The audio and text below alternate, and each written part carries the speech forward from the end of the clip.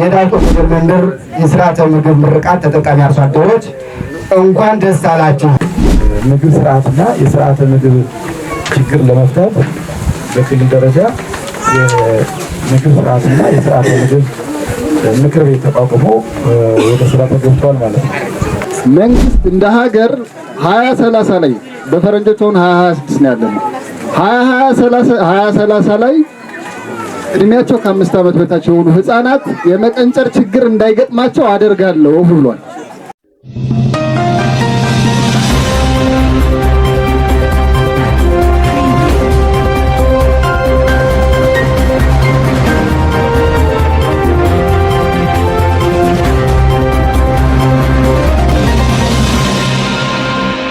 ከመቀንጨር ወደ ብሩህ ተስፋ የዳውጦ መንደር ድልና የሰቆጣ ቃል ኪዳን ፍሬዎች።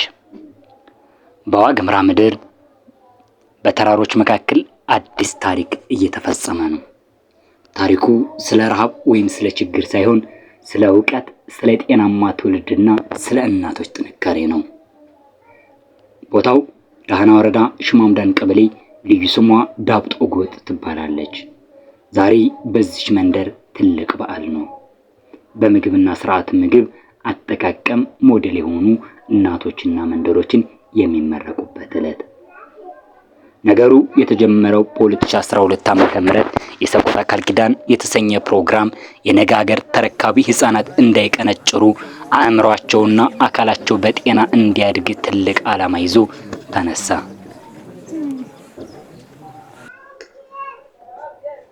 ትኩረቱም እናቶች ላይ ሆነ።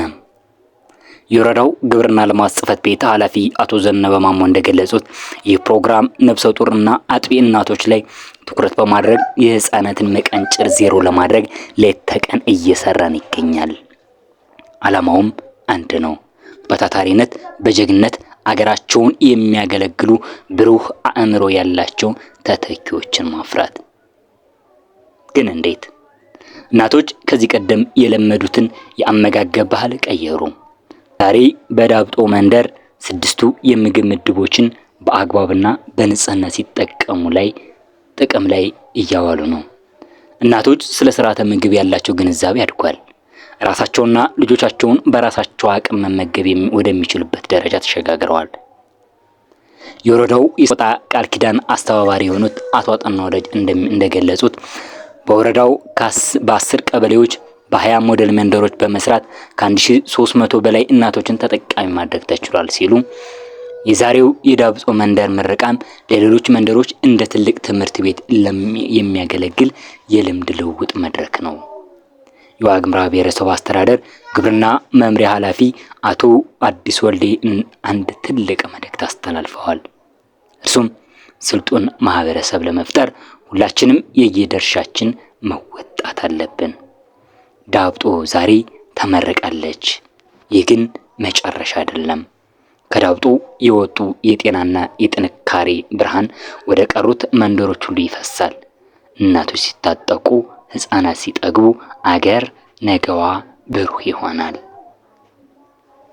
ይህን የዳውጦን የምረቃን ስነ ስርዓት እንድትከታተሉ ከወዲሁ ጋብዘናችኋል። 6 የምግብ ምድቦች አሉ። 6 የምግብ ምድቦች የሚባሉት አንደኛ የሰብል እህል፣ ሁለተኛ ጥራጥሬ፣ ሶስተኛ የቅባት እህሎች፣ አራተኛ አትክልትና ፍራፍሬ፣ አምስተኛ የእንስሳት ተዋጽኦ፣ ስድስተኛ ዘይትና ፈሳሽ ማለት ነው። እነዚህ አሉ።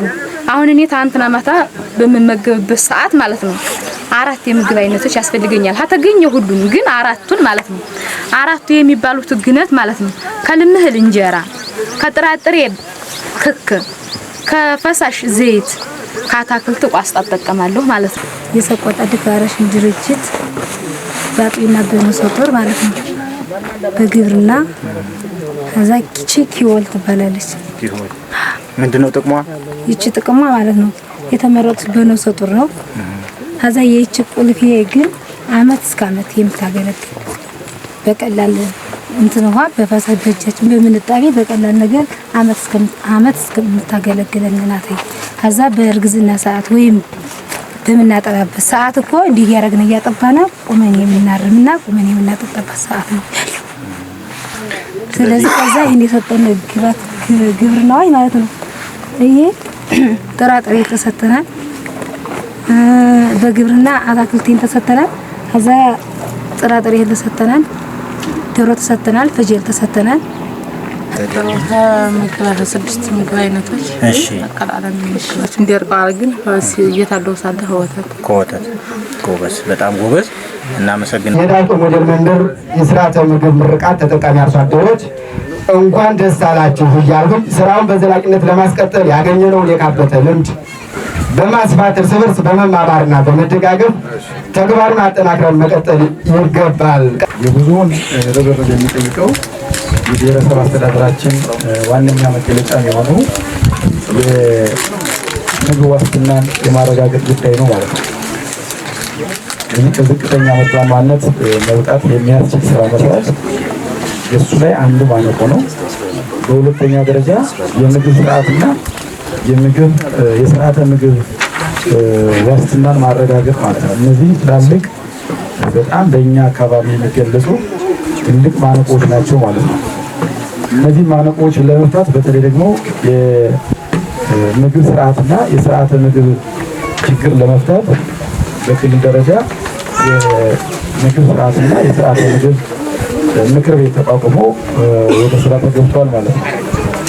እዚህ አኳያ በዋነኝነት የዚህ ችግር ለመፍታት ትልቅ ነገር ተደርጎ የሚወሰደው በየደረጃው የሞዴል መንደር መመስረትና ማስመረቅ ነው ማለት ነው።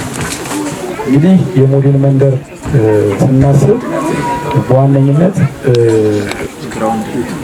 ሁሉም ተግባራት ቅንጅት የሚጠይቁ ናቸው። ሀብትን ማቀናጀት የሚጠይቅ ነው። እውቀትን ማቀናጀት የሚጠይቅ ነው። የዳውጦ መንደር ሪፕሬዘንት አድርጎ የሆነ ሰው እንዲገኝ እነዘነበ ጋር ኮሚኒኬት እናደርጋለን። ይሄንም በዚህ ታፍኖ መቅረት የለበትም ማለት ነው። አንድ እሱን ትይዛላችሁ። ሁለተኛ መንግስት እንደ ሀገር 2030 ላይ በፈረንጆች አሁን 2026 ነው ያለነው 2030 ላይ እድሜያቸው ከ5 ዓመት በታች የሆኑ ህፃናት የመቀንጨር ችግር እንዳይገጥማቸው አደርጋለሁ ብሏል። በጣም ብዙ ይፈርት እየወጣ ነው። ሰቆጣ ቃል ኪዳን ማስተባበሪያው ይሄን ነው እያገዘ ያለው። ይሄን እቅድ እያገዘ ነው ያለው።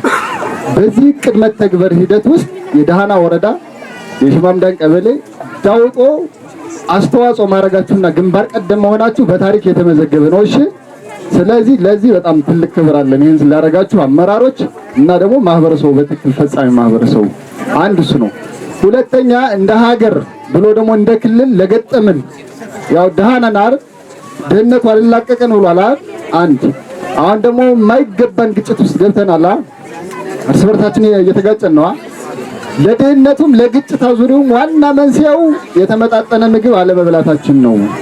በልኪኒ ዩዛውት ኒውትረንት ወይም ደግሞ ዝም ብሎ ምግብ ብቻ ውስጥ ላይ በቀደም ሲባል እንደነበረው ማዕድን የሌለው ቫይታሚን የሌለው ሌሎች ንጥረ ነገሮች አይምሯችን ለመበልጸግ የሚያስፈልጉትን ነገሮች ሳያገኝ ለመኖር ብቻ ምግብ እንበላና አይምሯችን የማይሰራ ሆኖ አሁን ግማሹ በጫካ ግማሹ ሀብት የማይፈጥር አይምሮ ይዞ እርስ በርሳችን ስንናከስ የምንኖረው በዚህ ችግር ስለሆነ ይህን ችግር ለመቅረፍ ለሰራችሁት ስራም ትልቅ ክብር አለን ማለት ነው።